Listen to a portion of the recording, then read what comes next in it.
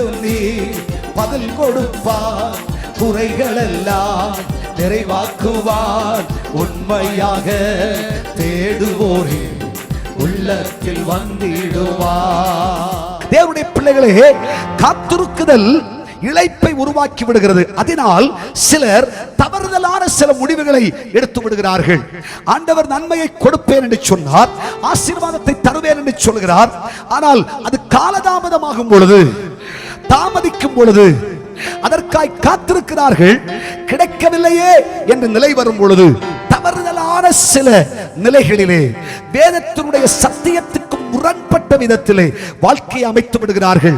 அவ்விதமாய் பலர் அமைத்துக் கொள்வதனால் தான் அநேகர் பெற்றுக்கொள்ள வேண்டிய நன்மையை பெற்றுக்கொள்ள முடியவில்லை. அநேகர் தங்கள் வாழ்க்கையிலே அநேகர் கர்த்தரால் பெற்றுக்கொள்ள வேண்டிய ஆசீர்வாதம், அநேகர் தங்கள் வாழ்க்கையிலே ருசிக்க வேண்டிய ஆசீர்வாதம், நீங்கள் அனுபவிக்க வேண்டிய நன்மைகள் இன்றைக்கு உங்களால் அனுபவிக்க முடியாமல் நீங்கள் அனுபவிக்க வேண்டிய சில உயரிய சிறப்பம்சங்களை எல்லாம் வேறு பலர் தங்கள் வாழ்க்கையில் அனுபவித்துக் கொண்டிருக்கிறார்கள். ஆகவே தான் இந்த பண்டிகையின் கடைசி நாளில் கர்த்தர் சொல்லுகிறார், கர்த்தர் உனக்கு ஒரு வார்த்தை சொல்லி இருக்கிறார், உனக்கு ஒரு வாக்குத்தத்தம் கொடுத்திருக்கிறார். நீ பிறந்த நாளிலிருந்து உனக்காய் தெய்வம் சொன்ன தீர்க்க தரிசனமான வார்த்தைகள் உண்டு, கர்த்தர் கொடுத்த வாக்குத்தத்தங்கள் உண்டு. நீ பொறுமையோடு காத்திரு, கர்த்தர் எனக்காக யாவையும் செய்து முடித்திருக்கிறார் என்று தேவ சமூகத்தில் உறுதியோடு காத்திரு. சூழ்நிலைகளை கண்டு கலங்காதே, பிரச்சனைகளை கண்டு தவறான முடிவெடுக்காதே. உன் வாழ்க்கையிலே உண்டாகிற நெருக்கடிகளின் நிமித்தம் தேவனுடைய பிள்ளையே, நீ தவறுதலாய் இன்னொன்றை செய்வதற்கு துணிச்சல் அடையாது. கர்த்தருடைய பிரமாணத்தை விட்டு போகாதே. தேவனுடைய சத்தியத்துக்கு நித்தியத்துக்கு கட்டுப்பட்டு கொண்டு காத்திருப்பேன். எத்தனை காலமானாலும் பரவாயில்லை. காத்திருக்குதல், நெடுக்காலமாய் காத்திருக்குதல் இளைப்பை உருவாக்கும்.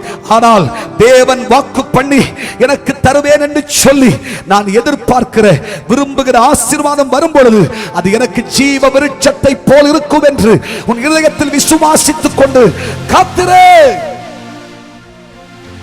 கர்த்தர் சொல்லியும் செய்யாதிருப்பாரோ? அவர் சொன்னால் அவர் அதை உன் வாழ்க்கையிலே செய்ய வல்லவராக இருக்கிறார். அவர் சொல் தவற மாட்டார். அவர் சொன்னா அவர் அதை செய்வார். அநேகருக்கு இன்றைக்கு அவசரமா தவறுதலாய் சில முடிவுகளுக்குள் வந்து விடுகிறார்கள்.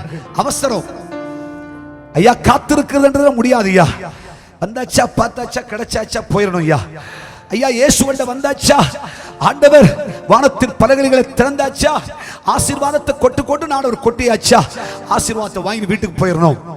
காத்திருக்குதல் என்பது அநேகருடைய வாழ்விலே இல்லை. தேவனுடைய பிள்ளைகளே, சங்கீதக்காரன் சொல்லும் பொழுது 27ஆம் சங்கீதத்திலே என்ன சொல்கிறார்?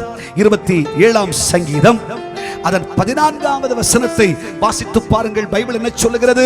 கர்த்தருக்கு காத்திரு, நீங்கள் கர்த்தருக்காய் காத்திருங்கள், அவர் உன் இருதயத்தை ஸ்திரப்படுத்துவார், அவர் உங்களை ஸ்திரப்படுத்துவார். திடமனதாய் இருந்து, நீங்கள் காத்திருந்தா மட்டும் போதாது, திடமனதாய் இருந்து கர்த்தருக்கே காத்திரு. ஆண்டவருக்கு நீங்கள் காத்திருங்கள். கர்த்தருக்கு ஒரு கைத்தட்டு கொடுங்க பார்க்கலாம்.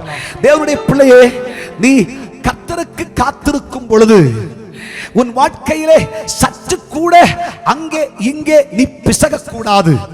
தேவனுடைய வாக்குத்தத்தத்தின் நிறைவேறுதலுக்கு காத்திருக்கும் பொழுது நீ ஒரு நாள் கூட அப்பக்கம் இப்பக்கம் திரும்பி பார்க்க கூடாது. தேவனுடைய பிள்ளையே, கர்த்தர் உன்னை ஆசீர்வதிக்க வேண்டும் என்று நன்மைக்காய் காத்திருக்கிற நீ தேவனுடைய பிள்ளை, விசுவாச பிரயாணத்திலே ஒரு அடி கூட நீ பிசக கூடாது. உன் இருதயத்தை ஸ்திரப்படுத்தி உறுதியாய் கர்த்தருடைய சமூகத்தில் காத்திரு. என் கர்த்தர் எனக்கு எல்லாவற்றையும் செய்ய வல்லவராய் இருக்கிறார். எல்லாவற்றையும் ஆண்டவர் எனக்கு செஞ்சு முடிப்பார். ஆமென் சொல்லுங்க.